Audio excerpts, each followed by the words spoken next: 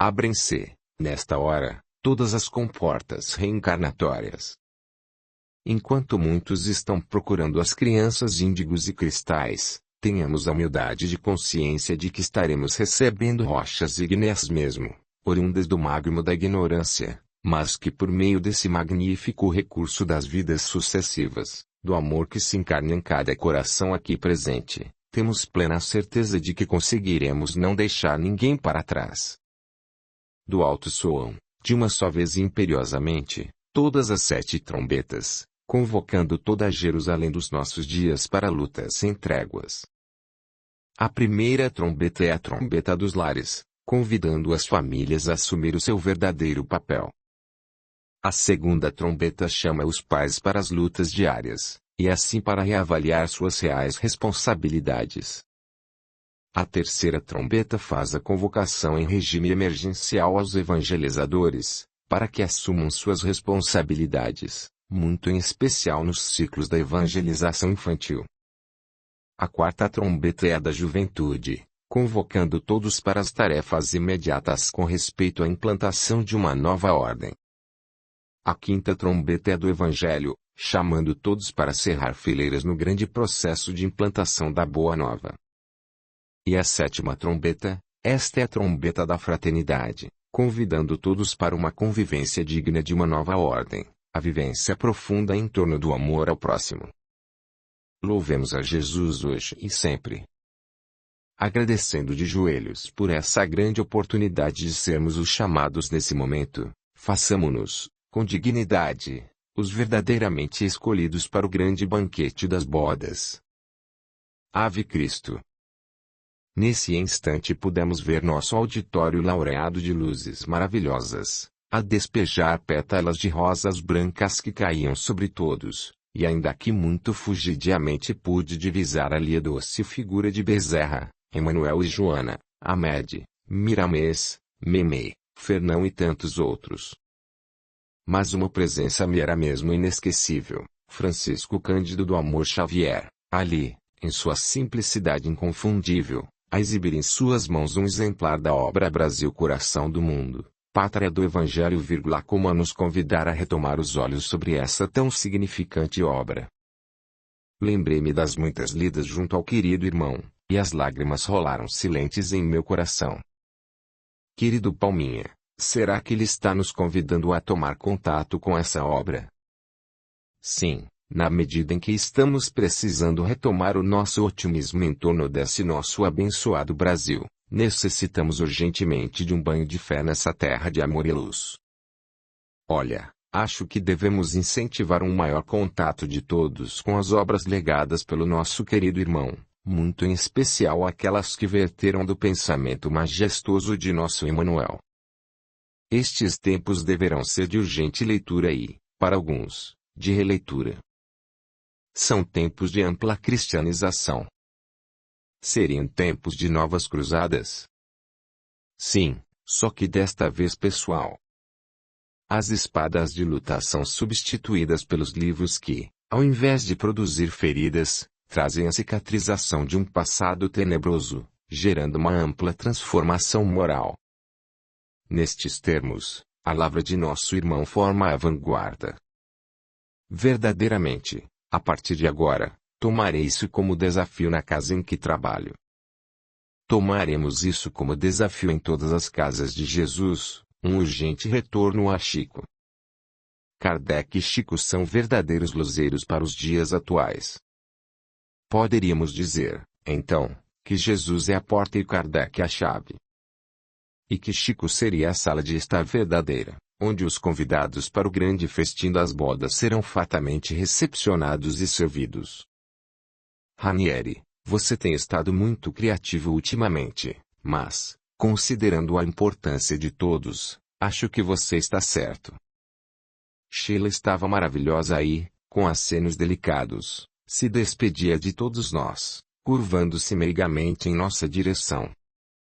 Digo que era indescritível a sensação do momento.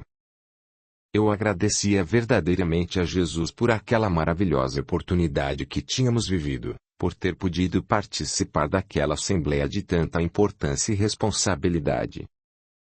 Todos, sem exceção, encarnados e desencarnados, trazíamos em nosso coração as mais sinceras propostas para os tempos que se seguiriam. Assim, aos poucos, o auditório foi se esvaziando. E nós continuávamos as nossas atividades do lado de cá, enquanto os nossos companheiros encarnados retornavam aos seus veículos físicos. Em pouco tempo estariam despertando e partindo para os seus afazeres diários. Com certeza, todos estariam mais dispostos, mais felizes e levando consigo uma carga a mais de responsabilidades e disposição para o trabalho. Estariam levando ainda consigo as suaves lembranças das maravilhas vividas naqueles instantes, e muitos, provavelmente, talvez até conservassem a impressão de que estiveram diante a veneranda Sheila. Talvez até mesmo se arriscassem alguns comentários, por mais fugidios que fossem, acerca da temática discutida. Mas, com certeza, todas aquelas propostas e assertivas ecoariam em sua mente de tempos em tempos, bem como os assuntos ali tratados seriam uma constante na pauta das recomendações dos companheiros dirigentes espirituais dos vários grupos ali presentes. A simples palavra responsabilidade passaria, a partir dali, a ter uma nova conotação para todos aqueles corações que ali estiveram nessa oportunidade de luz. E quando ouvissem falar de Tatá, Roda Negra ou Tatá da Roda Negra, acidentes, crimes, perseguições, sentiriam por certo um friozinho na barriga, alguns por medo e outros por se lembrar das responsabilidades assumidas. Mas tenho certeza de que nenhum dos ali presentes sentiria isso levado pelo peso da deserção. Querido Palminha, você acha que os grupos estarão aptos para as atividades a que foram convocados? Tenho certeza que sim.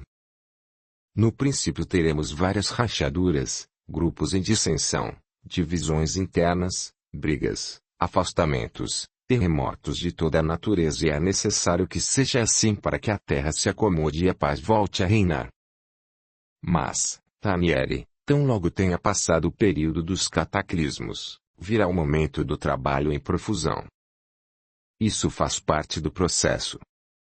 Tudo o que acontece sempre se dá para o nosso bem.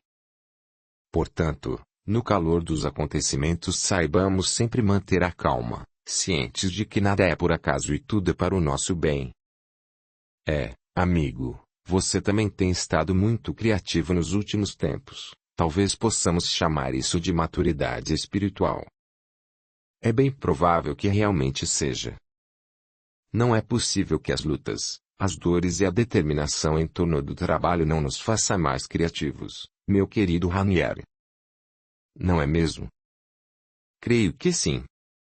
Os dias passam qual alazão alado na estrada do tempo, são rápidos e, muitas vezes, mal conseguimos percebê-los em sua passagem relâmpago, e quando notamos já é um novo dia, um novo momento de outro instante. O agora mais parece uma estrela cadente a cair no firmamento do tempo. Deixa chispas luminescentes marcando o caminho por onde passa, mas, ao firmarmos os olhos para melhor admirá-la, ela já passou.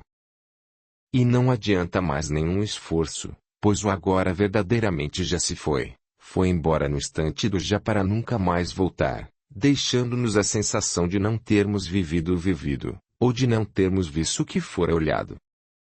Por isso, o tempo é esse abstrato mágico capaz de nos trazer ilusões e de nos fazer acreditar muitas vezes nas ilusões dos sentidos. E por isso mesmo merece ser tratado com imensa seriedade, pois entre a realidade e as ilusões existe uma linha acentuadamente tênue, que muitas vezes deixa os nossos sentidos desnorteados e aparentemente adormecidos, como se estivéssemos sob o domínio pleno de uma hipnose bem conduzida. E quando essas ilusões que vão se formando sobre as linhas da consciência passam a tripudiar sobre a nossa razão, nos deixando a falsa ilusão de não termos vivido já vivido, de não termos realizado nossas realidades e nem tampouco sonhando os nossos sonhos. E de, às vezes, até termos passado por cima das realidades acreditando que elas fossem meras fantasias. Não podemos nos esquecer de mobilizar a razão. É o tempo que muitas vezes nos traz a ilusão da beleza.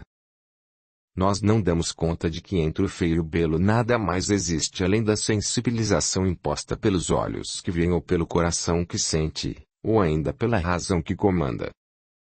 Ele, o tempo, é capaz de produzir a utopia da velhice, dando à alma a mesma curvatura do físico e fazendo-nos parecer seres do ontem, muito embora hoje seja outro dia, tudo se renova a cada dia e nós nos renovamos também. E ainda assim temos a ilusão de que estamos velhos, mesmo sabendo que o tempo é exclusivamente temporal. E nos sentimos fracos, mesmo sabendo que a fraqueza é apenas uma sensação temporal e somente incide sobre o que é material, objetivo, ilusório, passageiro. Verdadeiramente não existe para o espírito imortal.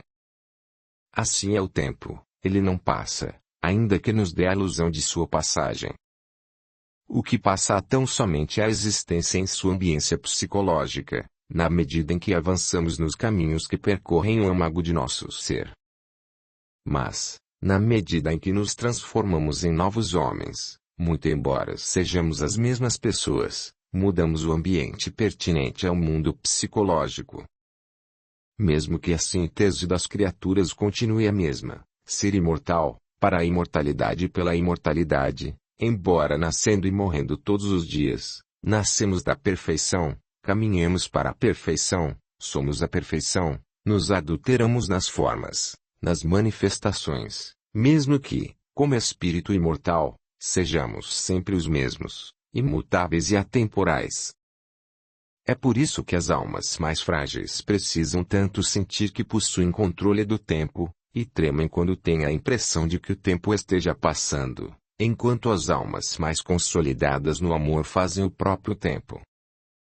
Disse-lhes Jesus: Ainda não é chegado o meu tempo, mas o vosso tempo sempre está pronto. Capítulo 11. Naquele dia, as lutas pareciam ter se multiplicado. O colégio tornara-se uma correria só e todos se movimentavam daqui para ali, dali para cá e para colar numa intensa velocidade, como tivessem pressa por um sei lá o quê, como se não quisessem deixar nada para o último momento. Os jovens pareciam incontidos, indomáveis. Os mestres tentavam, a duras penas, colocar ordem na casa. As atividades se arrastavam, uma vez que os alunos viviam uma excitação ilógica, incomum. Havia uma sensação de ansiedade pairando no ar. As aulas, embora ministradas com esmero, pareciam as últimas, mas com o carinho e a dedicação das primeiras. Havia alguma coisa diferente naquele dia. Mas também existia uma onda de cordialidade evidente, um respeito, uma movimentação que, apesar de desproporcional para um dia comum, trazia consigo muita dinâmica e otimismo. Marquesano e Ivanovic se revezavam diligentemente em suas funções, mas pareciam também estar misturados àquela grande onda, como se quisessem também acertar as pendências, todos os ponteiros de uma só vez. Corriam de um canto a outro como se quisessem ultimar as providências. Marquesano, respira-se uma pressa no ar. Sinto todos um tanto quanto ansiosos e com muita pressa. Ora, Ivanovic também percebia essa movimentação. Já até mesmo emitiu um sinal de alerta aos nossos bons colaboradores, para o caso de estarmos sobre a mira de algum desses ferrenhos inimigos da escola. Mas, em contrapartida, também recebi um retorno me dando ciência de que até aqui tudo corre normalmente. Eu observei, e me desculpe o amigo, que você também está um tanto quanto afobado hoje. Parece estar com uma pressa que eu não consigo entender. Tanto melhor assim. Quem sabe estamos todos querendo acertar o tempo, recuperar o tempo ou, melhor, utilizar o tempo. Quem sabe não seja isso. E será que esse tempo é assim tão recuperável, Ivanovic? Na realidade, tudo parece correr hoje. Dá a impressão que hoje não quer deixar nada para o amanhã e, na verdade, acho que estamos como que mergulhados em uma grande onda de antecipação. Ou estamos em crise antecipatória. Preste atenção, meu amigo, até o vento parece ventar mais rápido. E essas palmeiras preguiçosas dão a impressão de querer se adiantar ao vento. Hoje me parecem boliçosas e fagueiras, bailando ao vento como nunca fizeram. Sei lá, parece que até a natureza está andando também com muita pressa hoje. E assim, desde cedo, uma multidão de pais se multiplicava na escola à procura de soluções para os seus filhos. Uns buscando socorro, outros orientações, e vários levando seus próprios problemas para que alguém pudesse ouvi-los ali. Audiolivro realizado pelo canal Surya Chand Audiobook. O trabalho é assim, multiplica-se a mãos cheias, e o leque da pedagogia se abre ao infinito em verdadeiro sacerdócio de amor. Enganam-se todos os que pensam que a sala de aula é um limite pedagógico, pois que este é tão somente um pequeno território de atuação. Ela se estende para os campos mais variados no atendimento às necessidades de toda a ordem. Dona Eulália, confesso que vim aqui hoje para pedir socorro. Nós não aguentamos mais o Marquinho. Este garoto está impossível. Veja que não cumpre com seus deveres, foge das suas responsabilidades e, além do mais, tem frequentado certa turma lá do bairro que ninguém mais está suportando. A única coisa que ele faz hoje é nos hostilizar o dia inteirinho. Aquela pobre mãe se derramava em lágrimas incontidas diante daquela nobre diretora, que empregava naquele momento toda a sua atenção e todo o seu carinho no intuito de fornecer sustentação àquele coração que se arrastava ali em sérias dificuldades.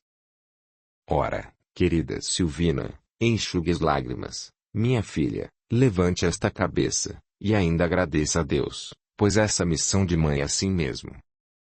E eu sei que você e Orlando, desde cedo, tiveram o máximo esmero com os meninos. E acredite, menina, que nem tudo na vida sai conforme nós planejamos. Veja você, meus pais queriam que eu fosse médico e me providenciaram estudo para isso, e eu fui a grande decepção da vida deles.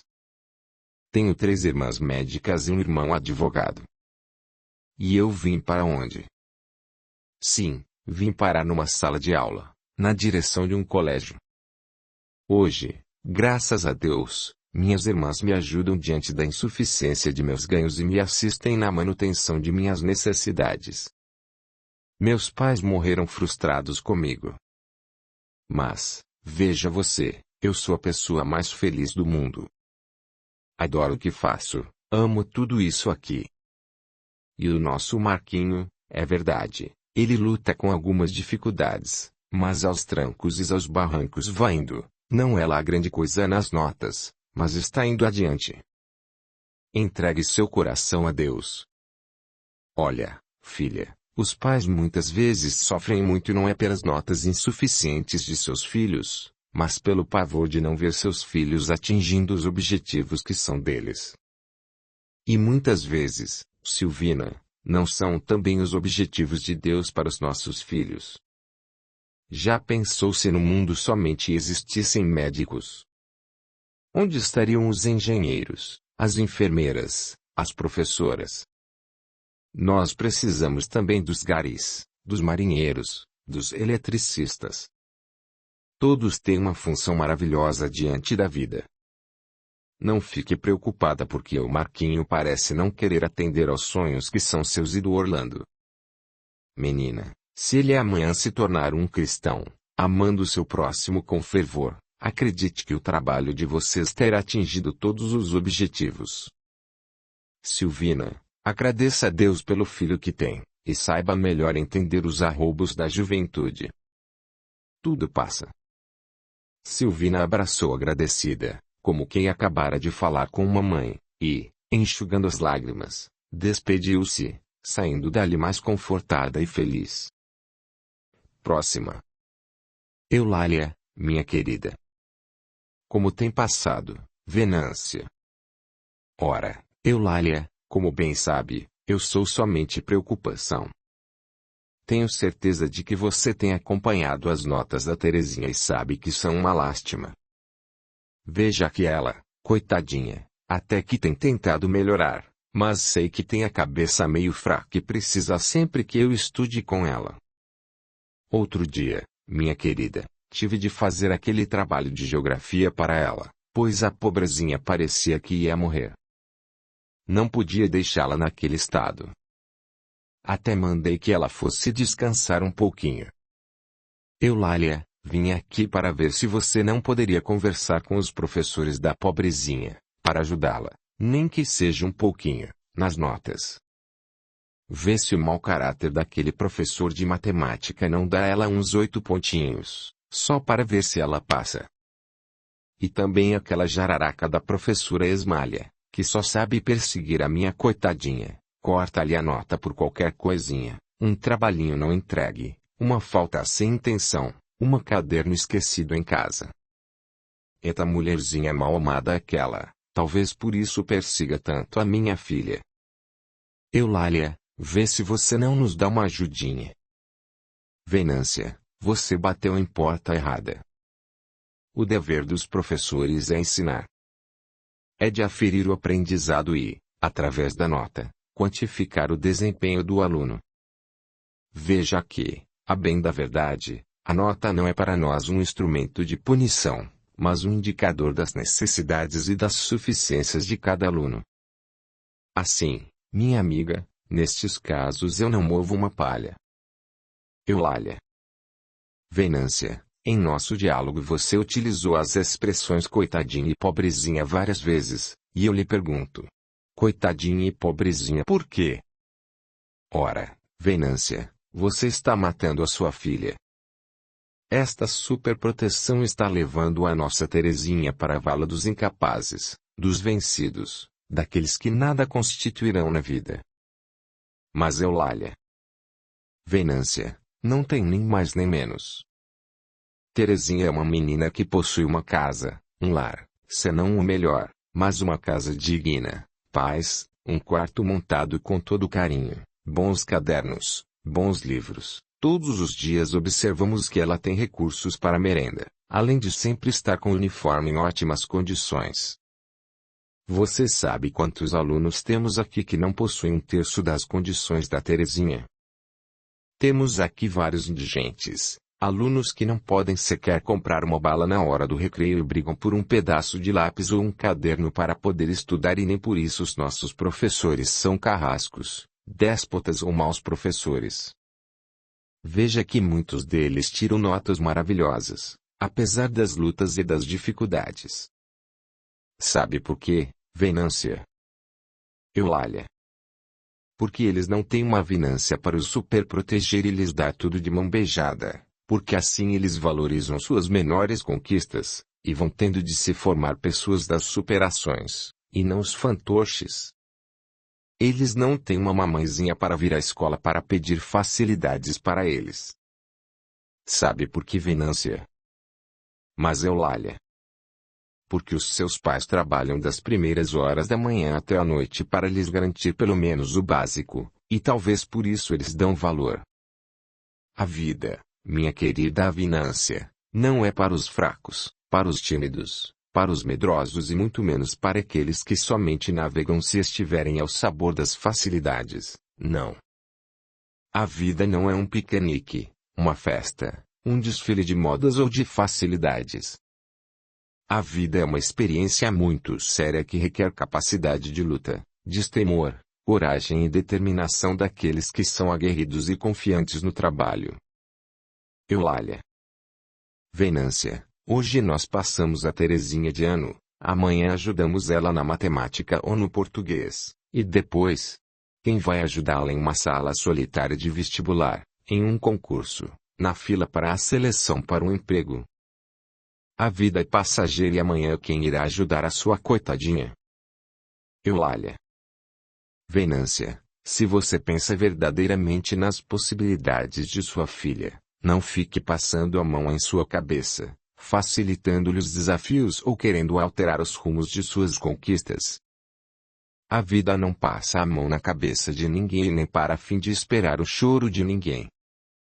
A vida sempre segue em frente. E infeliz daqueles que não aprendem a se levantar a cada queda, a lutar cada luta, a batalhar sempre e avançar todos os dias. A vitória cabe apenas aos vitoriosos. Venância, se derramando em lágrimas, despediu-se de Eulália, vendo à sua frente uma megeira. Entretanto, Eulália despediu-se dela feliz, pois tinha consigo a consciência tranquila de que fizera o melhor. Aliás, quem tem ouvidos de ouvir que ouça. Próxima.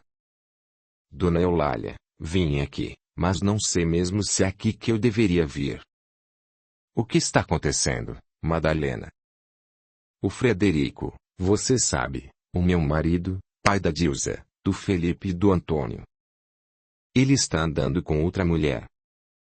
Minha filha, você não sabe o que estamos passando lá em casa.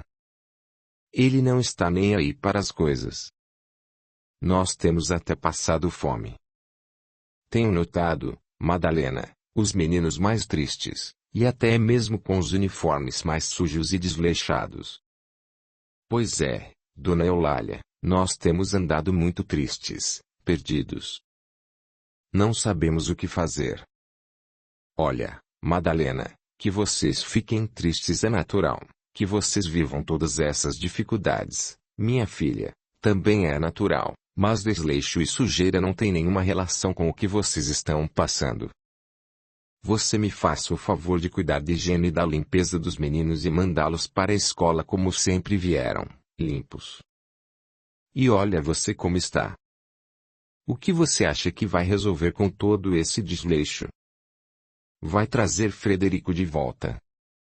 Você, andando muito limpa, cheirosinha, ainda assim ele está trocando você por outra. Imagine, Madalena, você neste estado. Mas, Eulália, você sabe.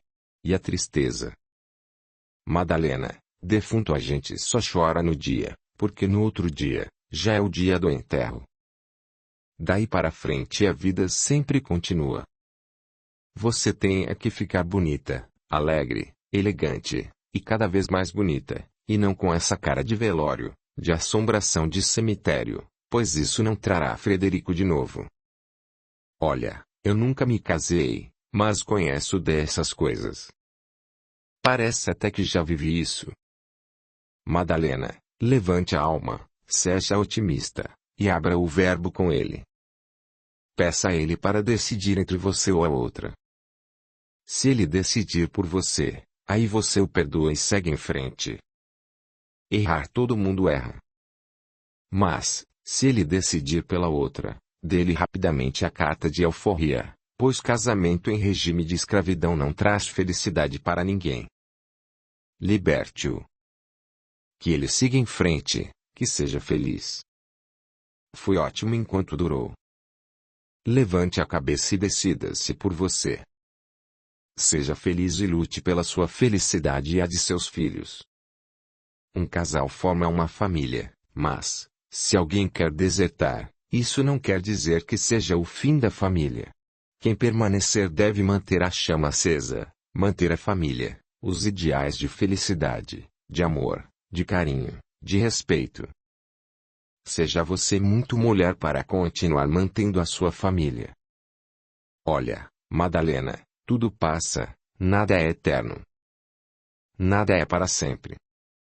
Não fique querendo escravizar ninguém ao seu lado, não. Aliás, não temos o direito de manter à custa das algemas do orgulho e das vaidades um coração insatisfeito ao nosso lado. O vento que sopra para lá sopra para cá também. Quem sabe, com o tempo, você até não arruma uma pessoa boa, que a respeite, ajude, participe de suas lutas e divida com você a felicidade. Você acha mesmo, Eulália? Acho não, eu tenho certeza, menina.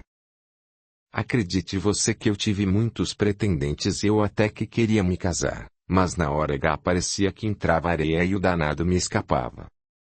Eu acho que foi mesmo praga do primeiro. Ele gostava muito de mim, mas eu não gostava dele.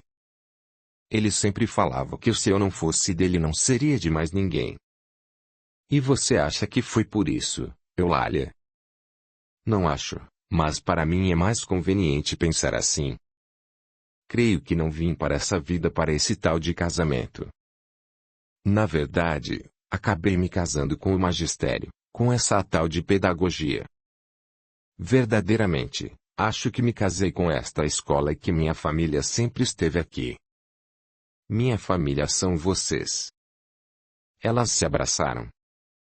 Madalena agora era uma outra pessoa, disposta a chegar em casa, a lavar, a passar todas as roupas, a cuidar mais de si e dos meninos e convicta de que Frederico, naquele dia, também iria escutar algumas considerações sobre os acontecimentos. As coisas lá em casa vão mudar, e vão mudar mesmo. Mudarão para melhor, ele vai ver. Na realidade, ninguém reencarna para sofrimentos, padecimentos e sacrifícios dolorosos. Todos nós temos na reencarnação uma sublime oportunidade de crescer e de progredir. A reencarnação nos concede o espaço para evolução.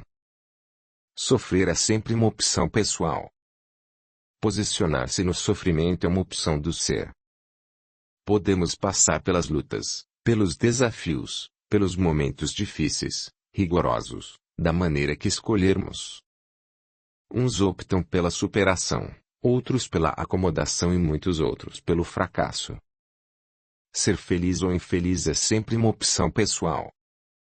Aliás, se assim não fosse, poderíamos considerar Deus um sádico, brincando de fazer sofrer os seus filhos, e bem sabemos que Deus é todo misericordioso.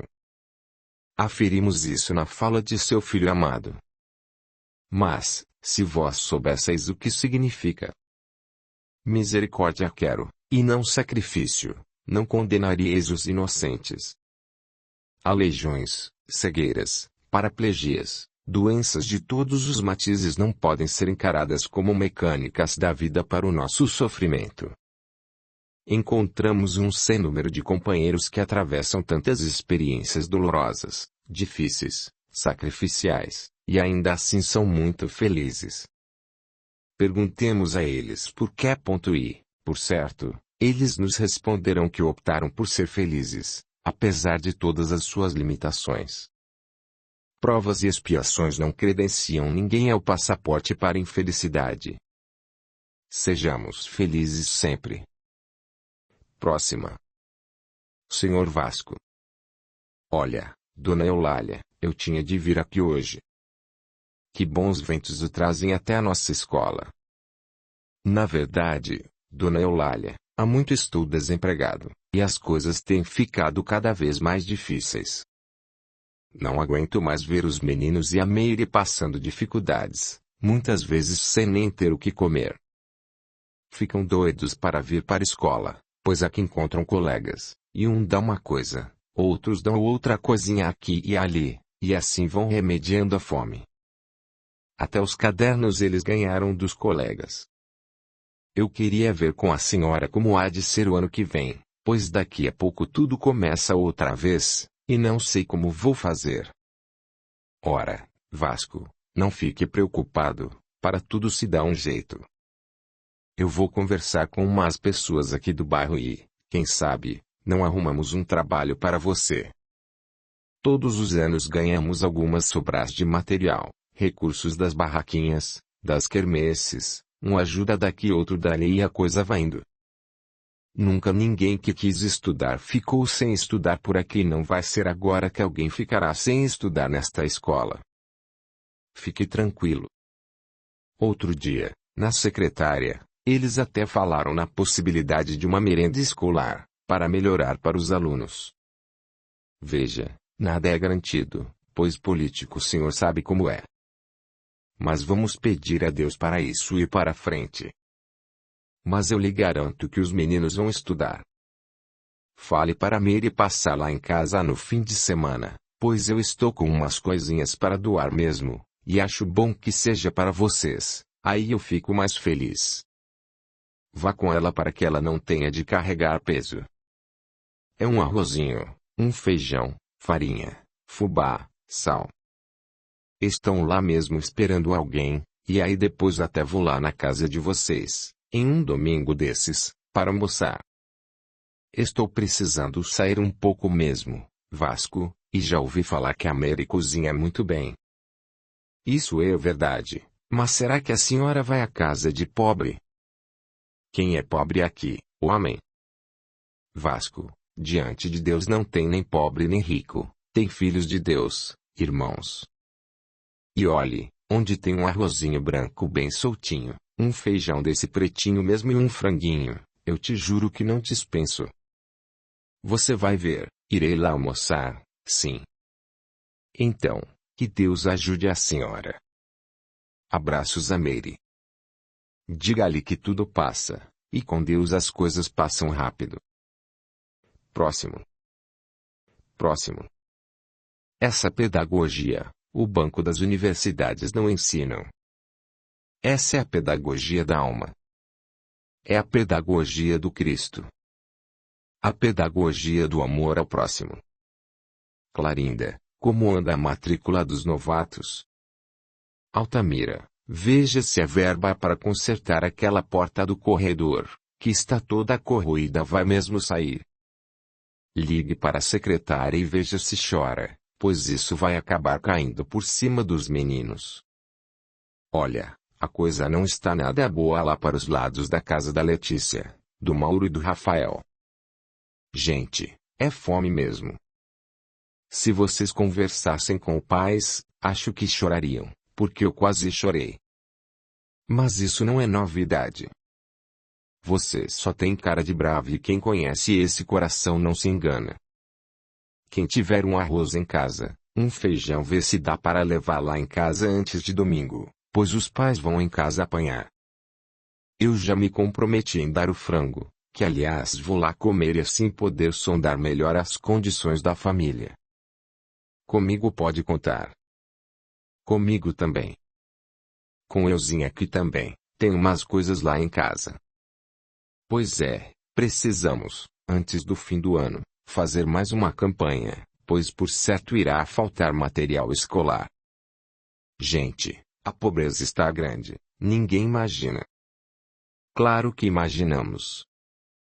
Nós estamos na sala de aula. Sim, quem está na linha de frente percebe mesmo. Nós temos visto, Eulália, que pouca gente tem caderno. Professor Ronaldo, o senhor que é bom de festa, tome as providências. Arrume um motivo e vamos dar uma festa rapidamente. Não podemos deixar nossos alunos mais carentes nessa situação. Claro, Eulália, pode contar comigo. Vamos fazer uma festa para o encerramento do semestre, e assim arrumamos verba. Graças a Deus, fico mais tranquila. Eulália, tenho de me afastar. É a gravidez e já estou muito cansada com essa barriga toda. Sim, eu sei, e até agradeço pelo seu esforço até agora. Gente, como vamos fazer? Ora, a Tânia e o Mauro vão cobrir o restante das aulas. Agora é mais passar notas e revisão de matéria. Fique tranquila. Vocês são os amores. Bom, agora, o melhor. Conversei ontem com o secretário e ele me disse que a nossa escola está de parabéns. Temos sido muito elogiados lá na secretaria e que ele está fazendo de tudo para que o nosso 13º saia pelo menos em 3 parcelas. Tomara. Estamos precisando. Nossa, isso me ajudaria muito. Vamos rezar. Estão todos liberados. Amanhã cedo, se alguém puder passar lá em casa e me dar uma carona. Pode deixar que eu passo. Flávia, estou querendo uma carona, e não uma pezona. Fique tranquila, dona Eulália, passo lá e te apanho. Deus que me livre e guarde muito, professor Mauro, corro dessa tal de motocicleta como o diabo corre da cruz. Ainda quero viver muito. Eu não posso deixar isso aqui desse jeito, não. Este lugar ainda precisa muito de todos nós. Moto, professor, eu dispenso. Dona Eulália, bobagem, morrer se morre em qualquer lugar. Aliás, eu sou muito bom piloto. Dona Eulália não anda nesse negócio, não. Bem cedinho passo lá e apanho a senhora. Aliás, a senhora é minha caroneira oficial mesmo. E o bom é que da senhora Regina não tem ciúmes. E veja que ela deveria ter, pois uma solteirona na minha idade, meu filho, é perigo puro. Brincadeira. Todos se despediram alegres, felizes pela satisfação do dever cumprido. Alegria é própria dos corações que realmente percebem a beleza de seu papel perante a vida e a grandeza de seus compromissos perante o futuro. Bendito magistério. Bendita pedagogia. Labar o bendito, espaço abençoado das grandes remissões, território onde a amorável presença de Jesus opera a reconstrução das almas, redirecionando-as para as estradas benditas da fraternidade universal. Forja das almas. Eulália ficará lá, pois ainda precisava preparar algumas coisas. Ao seu lado, Ivanovic e Marquesano observavam aquela alma que eles aprenderam a admirar e amar. Estavam igualmente felizes, pois amavam ver Eulália feliz, adoravam ver a escola progredir, avançar, dar ares de renovação e, para isso, eles não desgarravam dela nem um pouquinho, assistindo-a diuturnamente. Eles não lhe faltavam em momento algum. Nunca estamos sozinhos, por mais solitárias que pareçam as cenas de nossa vida. Estamos sempre cercados de companheiros que, junto de nós, possuem responsabilidades afins, que somam conosco e contribuem para que o nosso êxito seja alcançado. E o otimismo, a força e a vontade de Dona Eulália facilitavam em muito esse intercâmbio direto. E, assim, aparentemente sozinha naquele casario, Dona Eulália começou a arrumar as gavetas. Aliás, há muito elas mereciam mesmo essa arrumação. E rasga papel daqui, as velhas anotações dali, jogam-se fora registros caducos, e limpa uma gaveta daqui, e desocupa outra dali. Aquela sala de diretoria, aos poucos, foi tomando mesmo ares de diretoria, pois sempre viveu em grande bagunça, uma atrapalhação só. Ela foi lá nos fundos, pegou a vassoura e varreu a seu gosto, bem ao seu estilo, e mudou um móvel daqui para lá, de lá para cá, arrumou os livros na estante, colocou água na velha bilha, assentou-se em uma já surrada poltrona e ali permaneceu por horas a fio.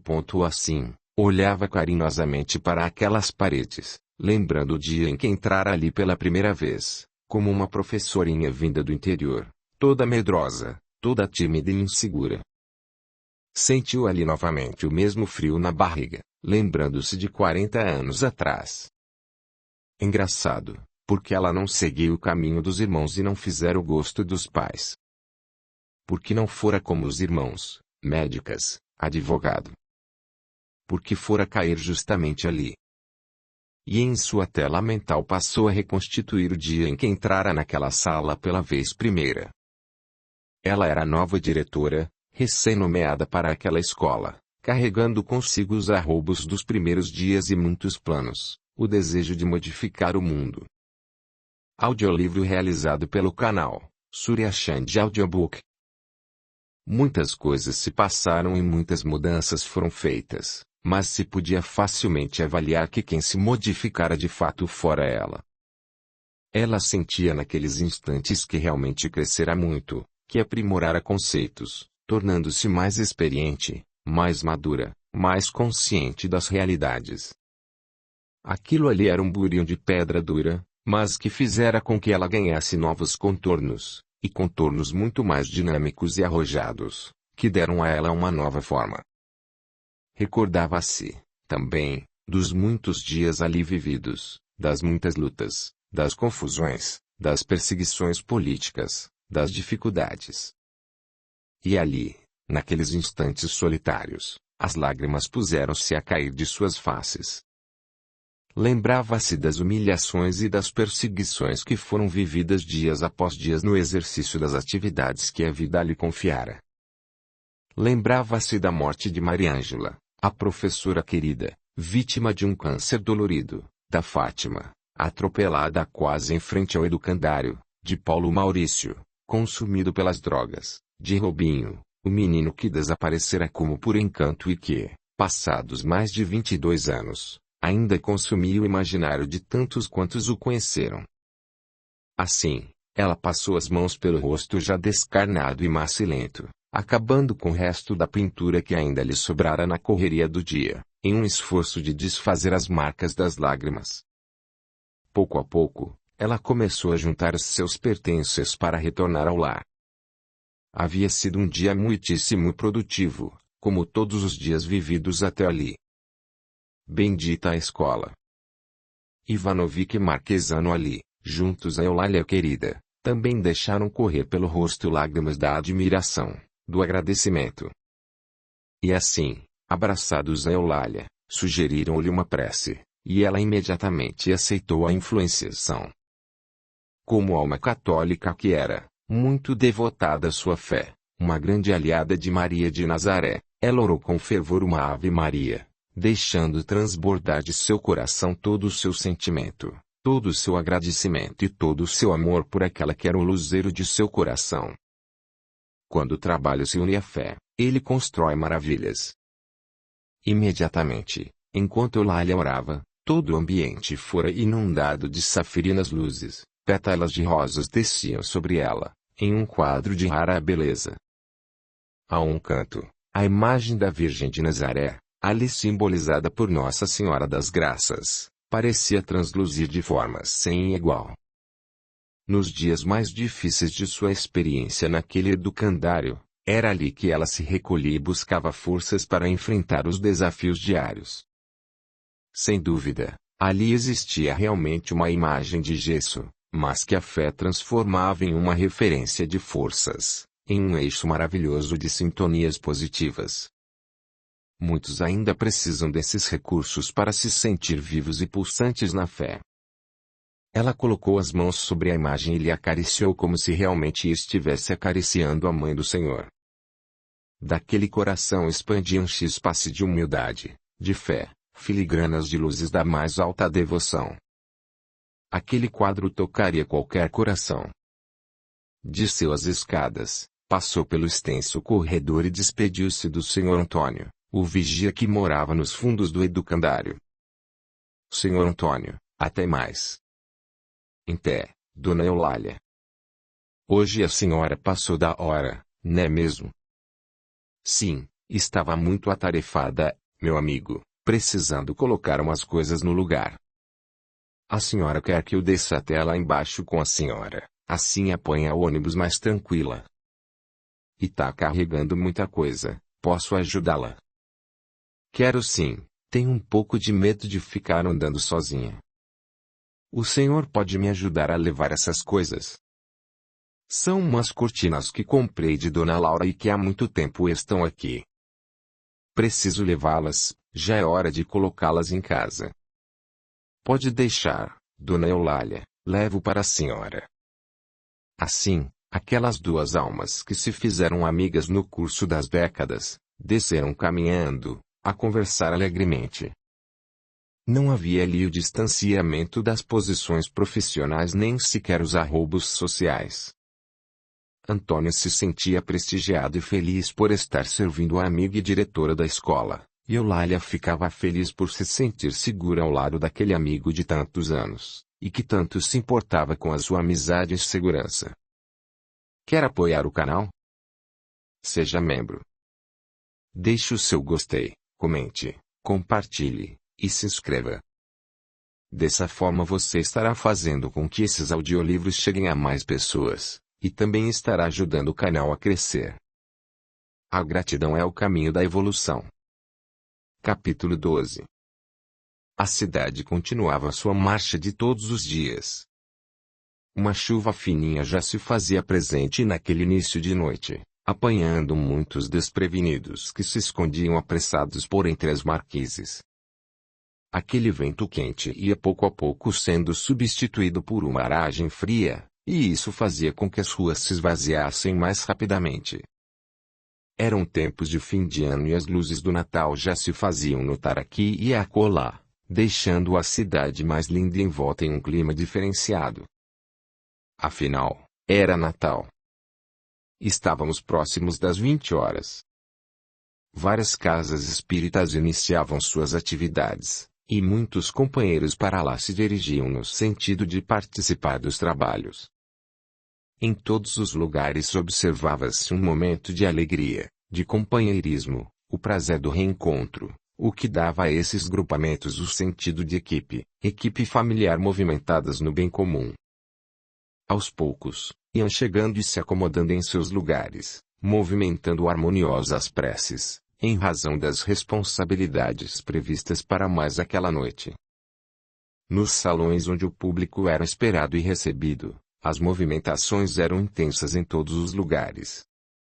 Companheiros ávidos pelo lenitivo do atendimento, carregando consigo suas ulcerações, e outros levando consigo apenas a gostosa expectativa da palestra ser proferida em mais uma noite.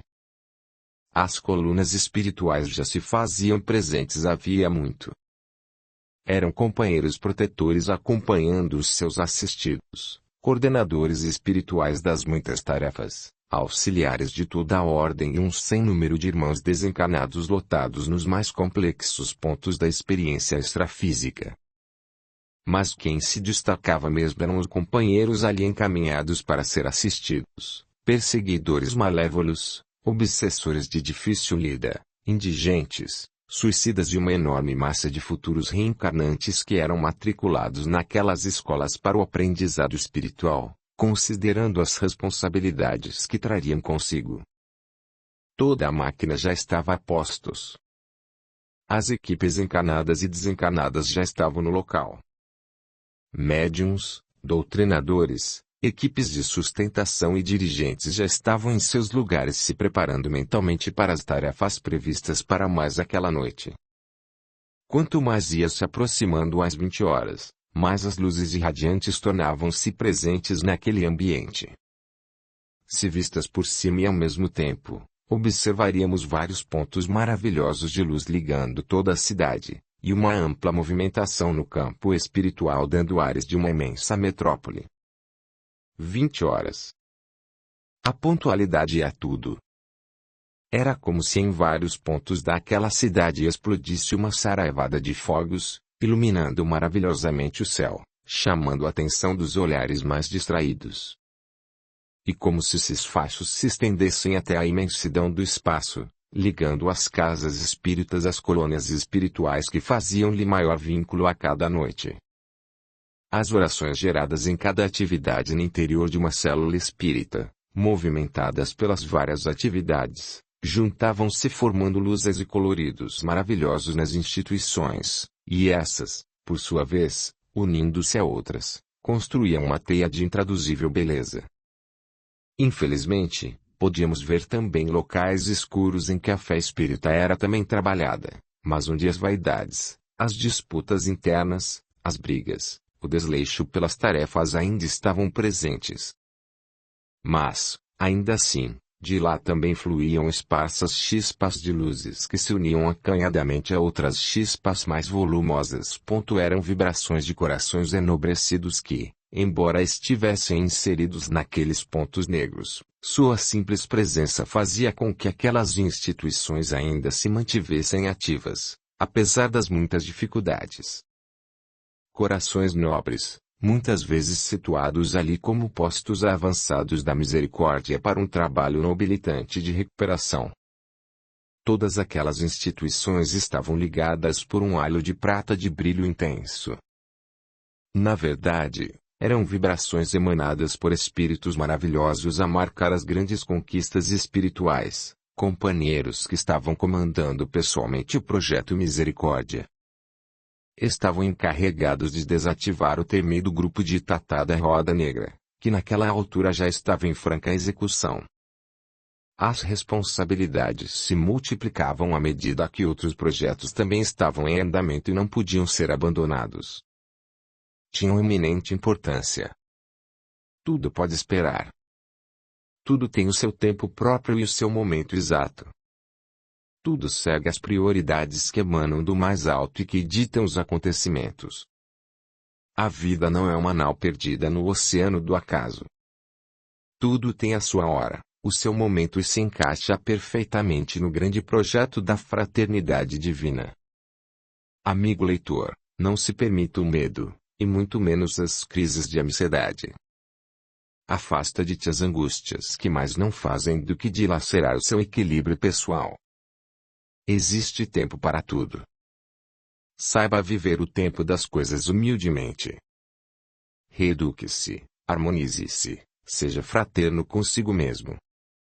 Tenha sempre mais fé, e aquilo que hoje não entendes, não faça disso uma batalha, uma pugna interior dilacerante e doentia. Leitor querido, aprende a trabalhar com o tempo, dê tempo às coisas e aos acontecimentos. Irmãos e irmãs queridos, não se esqueçam de que nos projetos do Senhor Deus existe tempo para tudo, e que a sabedoria está justamente em saber viver o tempo das coisas no instante do agora, bendizendo as experiências que a vida te propõe. Tenha certeza de que os acontecimentos que o cercam hoje muito provavelmente são os melhores que poderiam ser disponibilizados para o seu crescimento. Amigos, trabalhemos melhor o tempo. Já era madrugada e a cidade silente e calma mostrava ainda uma movimentação espiritual fora dos níveis de normalidade. Eulália em sua casa modesta entregara-se ao sono ainda muito cedo. Tomara os seus remédios como de forma habitual.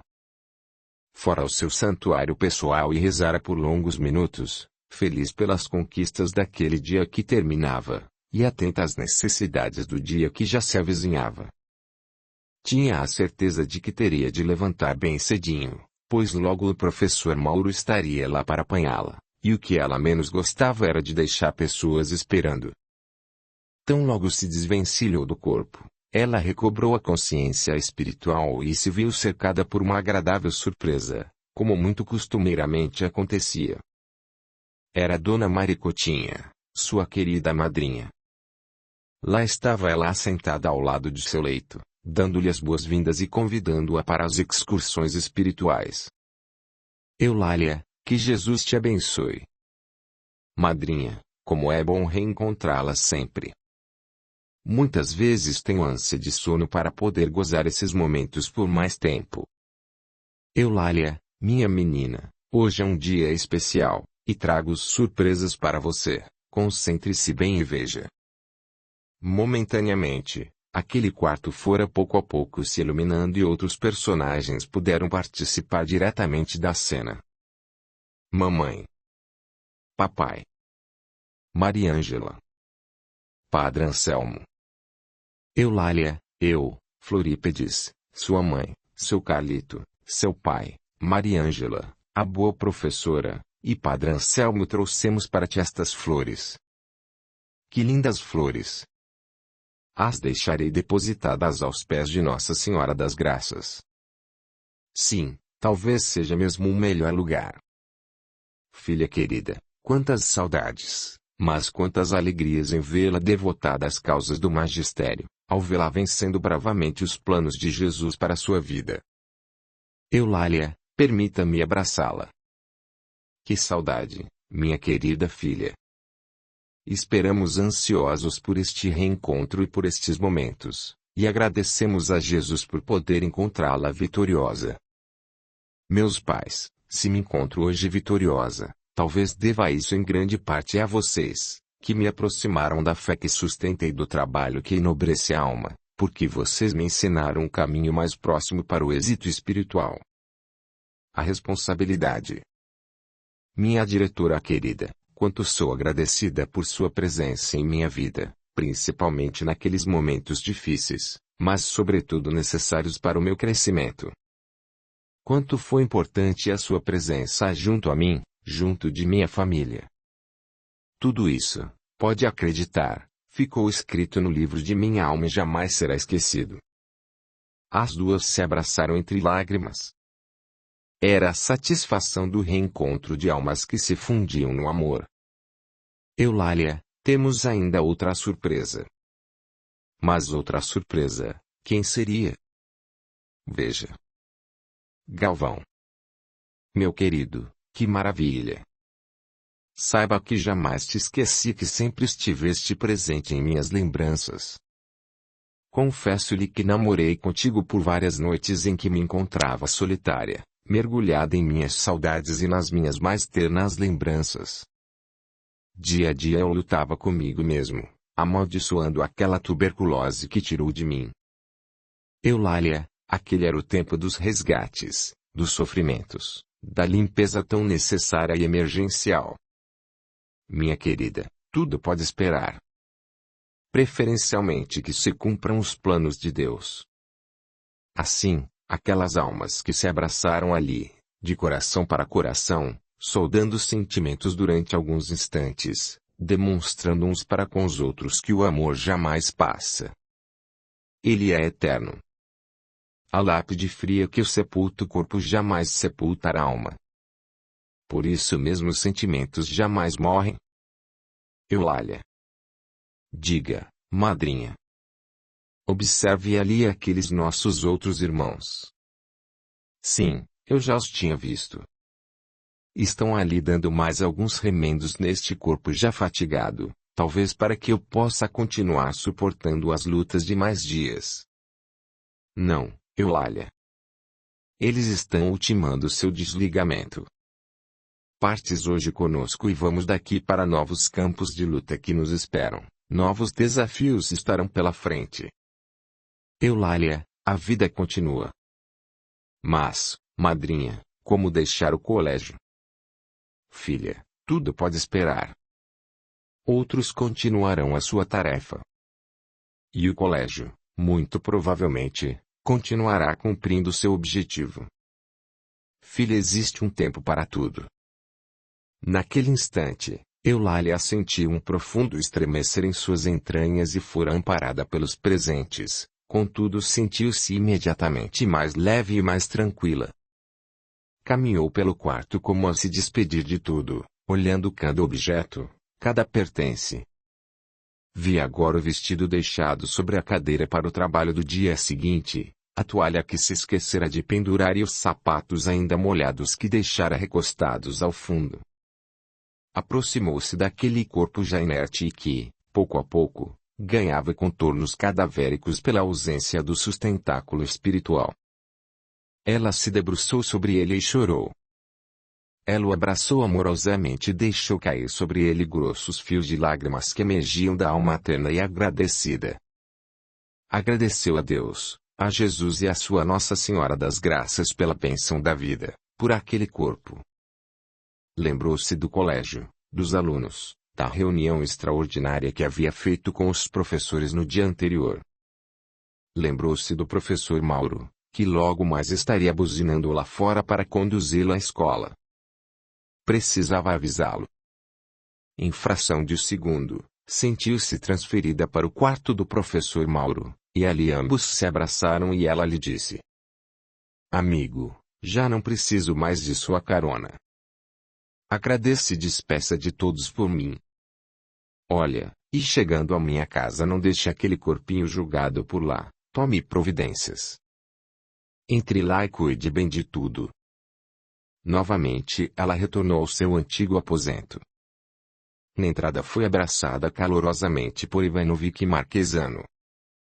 Eulália, ficamos apavorados quando outros companheiros chegaram lá na escola nos dizendo que tinham vindo para nos substituir, que a nossa tarefa ali estava terminada, e dali em diante a escola viveria outros tempos, novos projetos. Veja você que chegamos a recusar totalmente o aviso, quando fomos informados de que você também já estava desligado e que nós tínhamos de ir. Tínhamos de seguir adiante. Tudo passa. Tudo sofre as alterações necessárias no caminho do tempo. Tudo atende aos amplos processos das transformações, e assim entendamos que todas as nossas urgências também podem esperar. Tudo pode esperar. Assim, aquela caravana de amigos partia dali. Eles iam agora rumo a um novo desafio na grande pauta do progresso espiritual. Amanhã se abria de forma agitada. Aquelas horas, ainda bem cedo, a agitação marcava os momentos iniciais daquele dia. Ainda assim, a barulheira se multiplicava por todos os cantos, e principalmente as buzinas e o ruído estridente dos motores davam as notas de um dia que mal acabava de começar e já se fazia confuso e bastante agitado. Coisas das grandes cidades, produto do acúmulo de mentes ainda totalmente descompromissadas com os imperativos da harmonia, resultado de uma disciplina que ainda se encontra pouco desenvolvida nos corações humanos neste largo trânsito entre a primariedade e a angelitude.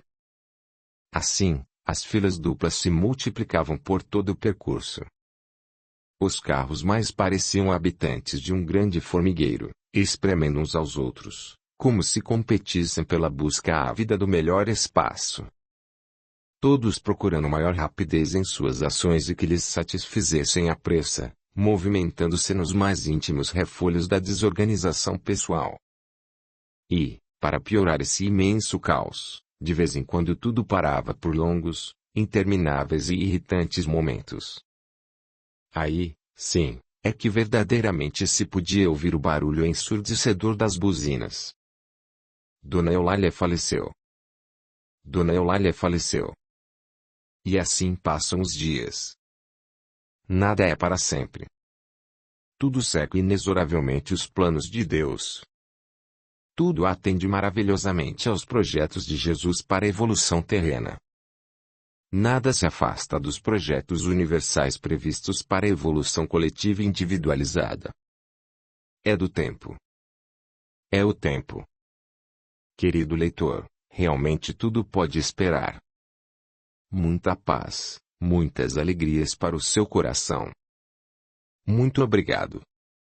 Que a fraternidade seja sempre o elo luminoso a interligar os nossos corações e que Jesus seja para sempre louvado. Paz e alegria. Palminha. Fim. Este audiolivro representa uma contribuição do canal Surya Chand Audiobook, para aqueles que necessitam, como é o caso dos deficientes visuais, e como forma de acesso e divulgação para todos. Se inscreva, ative o sininho, e clique em todas, para receber as notificações de novos audiolivros. Deixe o seu gostei, o seu comentário, e compartilhe. O seu apoio ajuda o canal a crescer. A gratidão é o caminho da evolução. Torne-se membro do canal, e dê o seu apoio ao trabalho realizado com muito carinho para você. Lembre-se de valorizar e reconhecer o trabalho do autor, adquirindo suas obras. Venha para o nosso grupo no Telegram. Veja o link na descrição do vídeo.